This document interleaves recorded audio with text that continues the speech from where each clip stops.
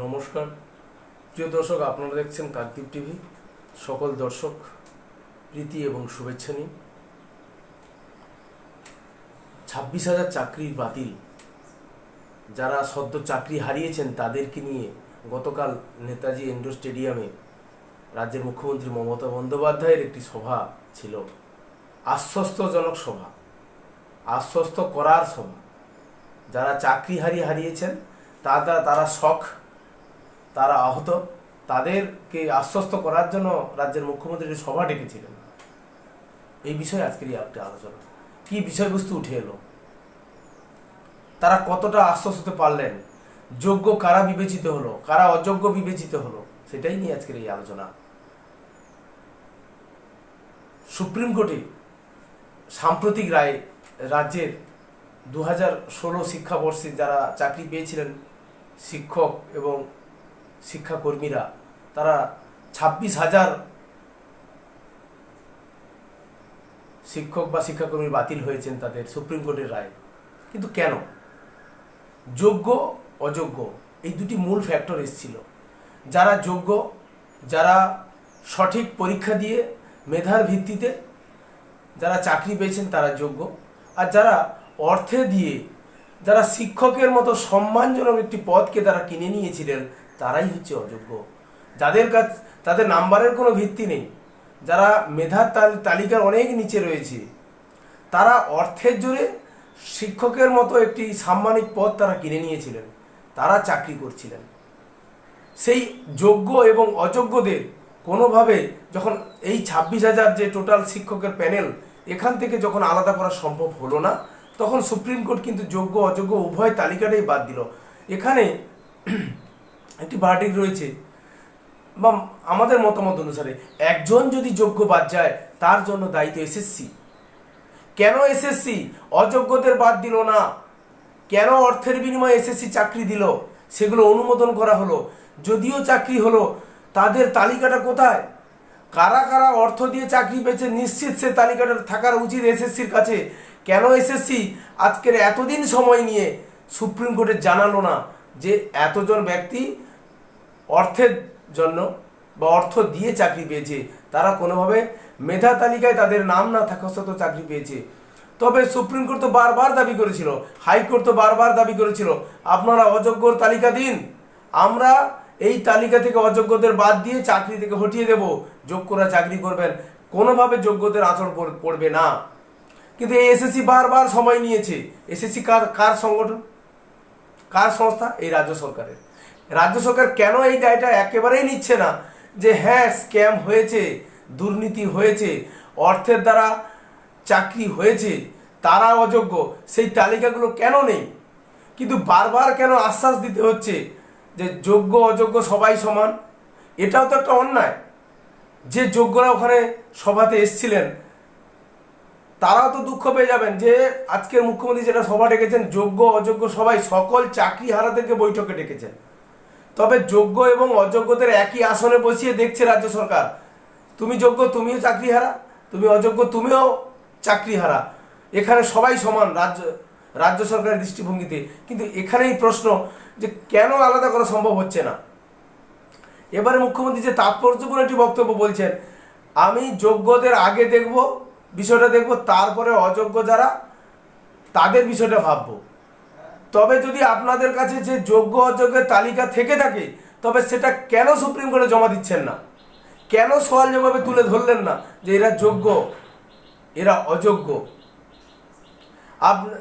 আপনার এসএসসি নেতা নেত্রীরা টাকা তুলেছে, সেই টাকা তোলার পরে যারা চাকরিতে সুপারিশ করেছে তাদের চাকরি হয়েছে। এ তো স্ক্যামের মধ্যে পড়ে। শিক্ষার দুর্নীতি হয়েছে, শিক্ষাঙ্গনে দুর্নীতি হয়েছে। যে অযোগ্য যারা চাকরি পেয়েছে তারা কয়েকটা প্রজন্ম ধরে ভুল পড়িয়ে যাবেন, ভুল শিক্ষা দিয়ে যাবেন ছাত্রছাত্রীকে, এর দায় কে নেবে? এ তো অনেক বড় স্ক্যাম। তারা তো নিজেরাই মেধা সম্পন্ন নয়, তারা যে শিক্ষাটা দিয়ে যাবে সে শিক্ষা কিন্তু কারা পাবে? পরবর্তী প্রজন্ম, যারা তরুণ প্রজন্ম, যারা নব শিক্ষিত যারা হবে, তারাই তো দেশকে নেতৃত্ব দেবে। সেখানে যদি একটি সমাজে তো ভুল হয়ে গেল, এটা ত্রুটি হয়ে গেল, তার দায় কে নেবে? একবারও কি রাজ্য সরকার বা তার নেতা নেত্রী যারা রয়েছেন তাদের পক্ষ থেকে বলা হচ্ছে যে যোগ্য এবং অযোগ্য, হ্যাঁ দুর্নীতি হয়েছে, অযোগ্যরা চাকরি পেয়েছে, অর্থের দ্বারা চাকরি পেয়েছে, তাদের সেই লিস্টটা কোথায়, সেই সঠিক ওএমআর শিট কোথায়? কোর্টকে বলতে হয়, প্রমাণ দেখাতে হবে কারা যোগ্য কারা অযোগ্য। যদি সঠিক ওএমআর নষ্ট হয়ে থাকে, পরীক্ষার ফলাফলটাই যদি অযোগ্য নষ্ট করে দেওয়া হয়, তা কিসের ভিত্তিতে একটি আদালত প্রমাণ করবে বা খুঁজে পাবে কারা যোগ্য কারা অযোগ্য?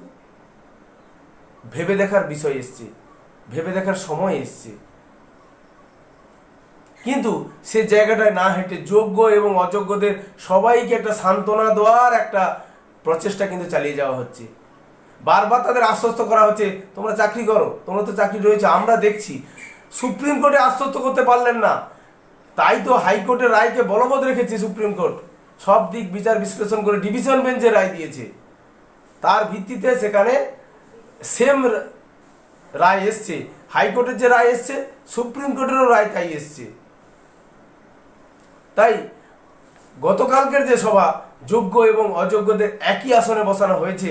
গেট পাসের ক্ষেত্রে একটা লক্ষ্য করে দেখবেন, গেট পাসের ক্ষেত্রে দেখা যাচ্ছে যোগ্য আর লেখা আছে অযোগ্য, যোগ্য লেখা আছে। এখানেই তো রাজ্য সরকার বিভাজন করে দিচ্ছে যে কারা যোগ্য কারা অযোগ্য। যদি অযোগ্য আর যোগ্যর যদি তালিকা রাজ্য সরকারের কাছে থেকে থাকে বা এসএসসির কাছে থেকে থাকে, সেটা কেন কোর্টে দেওয়া হলো না? তবে কি দুর্নীতি সামনে বেরিয়ে আসতো বলে যে টাকা নিয়ে চাকরি দেওয়া হয়েছে? টাকাটা বেনিফিশিয়ারি কারা, কারা টাকা নিল? এই টোটাল জিনিসটাকে বারবার ঘুরিয়ে দেওয়া হচ্ছে। বারবার বলা হচ্ছে যে এই রাজ্য সরকার মানবিক দৃষ্টিভঙ্গিতে দেখছে, সকল চাকরিহারাদের পাশে রয়েছে। কিন্তু শিক্ষা জগৎটাকে আজকে ধ্বংসের পথে কেন? কেন অর্থের বিনিময়ে চাকরি করবে মানুষ? কেন মেধারা বসে থাকবে রাস্তায়? যারা অযোগ্য চাকরি পেয়েছে তারা তো প্রত্যেকে একটি করে যোগ্য ক্যান্ডিডেটকে বঞ্চিত করেছে। এ দায় কে নেবে? একবারও বলতে শুনছেন না। একবারও বলছে দুর্নীতি হয়েছে, শুনছেন না।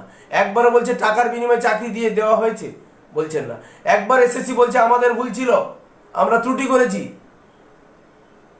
একবারও বলছে না। বারবার ঘুরিয়ে বিভ্রান্ত করার একটা প্রয়াস চালিয়ে যাচ্ছে। যোগ্য অযোগ্য সবার পাশে আমরা রয়েছি, মানবিক দৃষ্টিভঙ্গিতে রয়েছি, মানবিকভাবে থেকে রাখছি। আপনারা আশ্বস্ত হন, এই রাজ্য সরকার কাউকে চাকরি দিতে দেবে না। তবে অযোগ্যের পাশে কেন দাঁড়াবো? সাধুরও পাশে রয়েছেন, চোরেরও পাশে রয়েছেন। এ তো অদ্ভুত খেলা চলছে,